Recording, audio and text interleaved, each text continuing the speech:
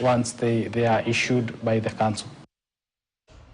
Sanlam Investments East African Limited has released its 2024 investment themes and outlook.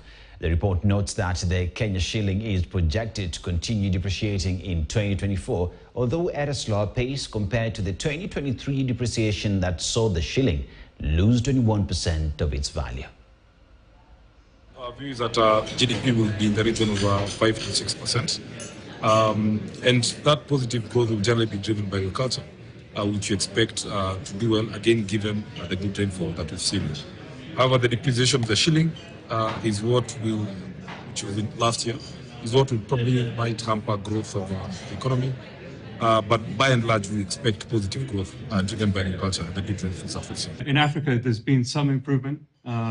Uganda is pretty much booming. That's obviously been driven by significant investments in oil and gas. You look at the PMI there, it's 55. Nigeria, which has been a negative story for Africa for a while now. Obviously, we've had a change in elections. We've had some significant reforms there. So the outlook and the PMI number has recovered significantly as well there. In Kenya, we've bounced off the lows. So we were at around 45, and that's quickly approaching 50 as well. So again, I think the outlook for Africa is looking better for this year. In sports, fancied Morocco hammered